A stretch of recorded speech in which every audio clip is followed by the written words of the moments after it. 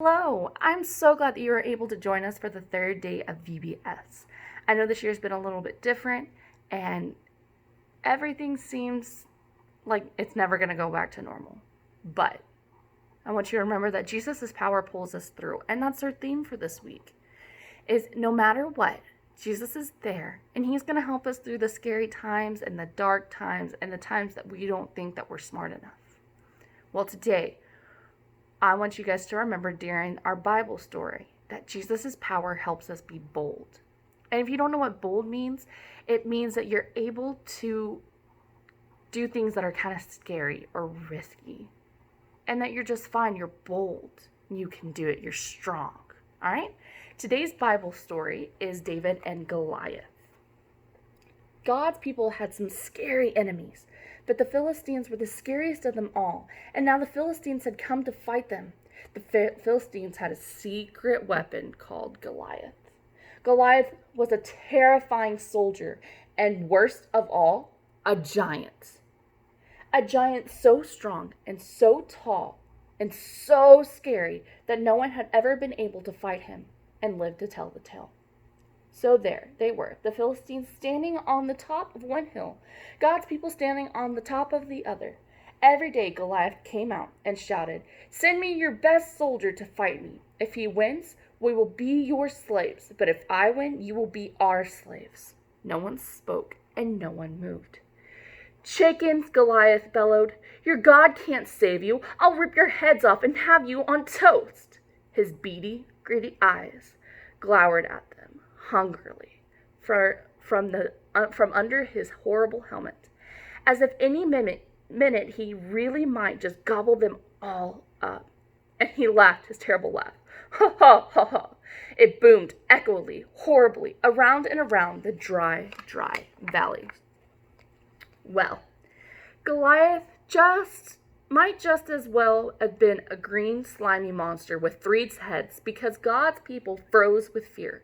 Their eyes glazed over and they turned deathly pale. They knew if someone didn't do something quick, if someone didn't save them, but God would do something. He would send someone to save them. Now you remember that David is the youngest son of Jesse. Well, his brothers were soldiers in the army.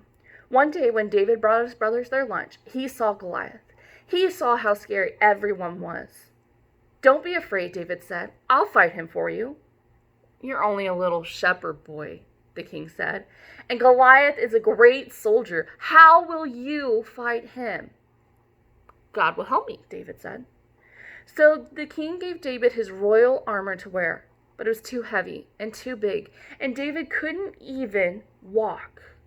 "I won't need this," David said. Instead, David picked out 5 smooth stones from the stream. 1, 2, 3, 4, 5. Took his slingshot and walked toward Goliath. Step, step, step. Goliath walked toward David. Thud, thud, thud. "You?" Goliath peered down at the small boy. "I'm little," David shouted up to him, "but God is great." Goliath laughed, an even terrible laugh than usual.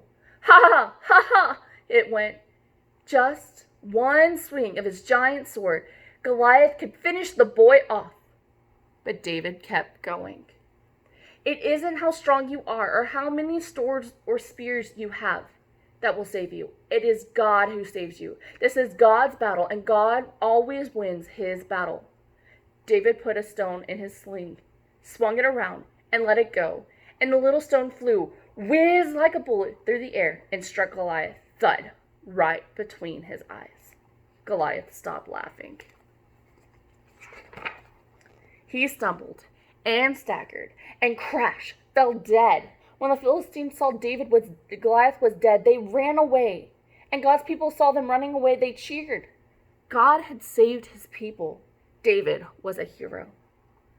Many years later, God would send his people another young hero to fight for them and to save them. But this hero would fight the greatest battle the world has ever known.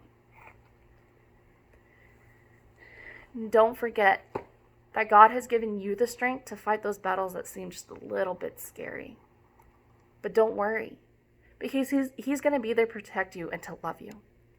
As a reminder, the craft bag has which crafts you're doing for today, as long as the Bible story if you just want to go back over it. I hope you guys are having an amazing week, and I'll see you tomorrow.